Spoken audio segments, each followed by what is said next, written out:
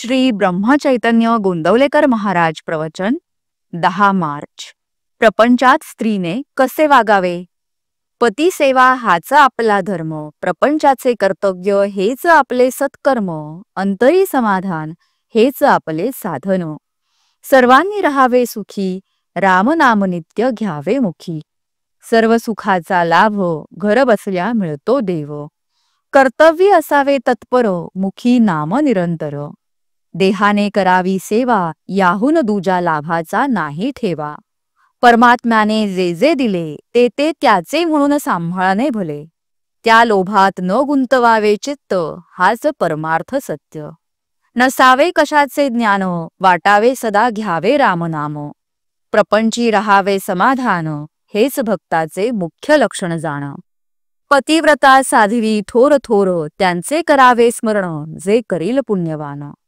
न बोलावी पतीस दुरुत्तरे, समाधान राखोनी अंतरे, जे सज्जनांस आवडेल खरे। पती परतेन मानावे दूजे दैवत, घरात राखावे नेहमी समाधान। तुमच्या पतीसार यांची संगती, हीच भाग्याची खरी प्राप्ती। त्यांच्या आज्ञेने वागावे, त्यांच्या सुखात आपले सुख पहावे। राम धरिता चित्ती, प्रपंचाची काळजी त्याचे हाती। प्रपंची असावे खबरदार, परी लोभात न गुंतावे अंतर। धनसंग्रही राखावे, सर्वच खर्चून न टाकावे। ही प्रपंचाची रीत, सर्व जगात आहे चालत। जगाची रीत लोभात असणे, हे मात्र आपणास न आवडावे। देहाने करावी पती सेवा, ध्यानी धरावा रामराया।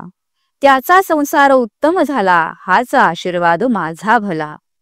प्रपंचाची संगती, काळजीची उत्पत्ती, तेथे धरिता नामाची संगती, काळजी विरहित आनंद देई। मुलीच्या लग्नाची काळजी करू नये, प्रयत्नाला सोडू नये। प्रयत्नांती परमेश्वर, हे सज्जनांचे बोल, मनी ठसवावे खोल। आरंभी ज्याने स्मरला राम, त्यालाच प्रयत्नांती राम। हा ठेवावा विश्वास, सुखे साधावे संसाराच। मिष्ट भाषण वरी वरी, विष आहे अंतरी, असल्याची संगत नसावी बरी। मी तुम्हास सांगतो हित, दृष्टांत न ठेवावे चित्त। रामसेवे करता प्राण, म्हणून करणे आहे जतन। मान अपमान जगतात, ते मूळ कारण झाले घातास।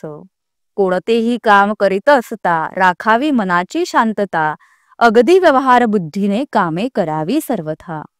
आप्त इष्ट सख्खे सज्जन, यांचे राखावे समाधान। परिण व्हावे त्यांचे अधीन, सर्वांशी राहावे प्रेमाने। चित्त दुश्चित्त न व्हावे कशाने। आल्या अतिथा अन्न द्यावे, कोणास विन्मुख न पाठवावे। अगदी व्यवहाराच्या मार्गाने जावे, त्यात रामाचे अधिष्ठान राखावे। बोधवाक्य, रामावर ठेवावा विश्वास, सुखाने करावा संसार। जय श्रीराम।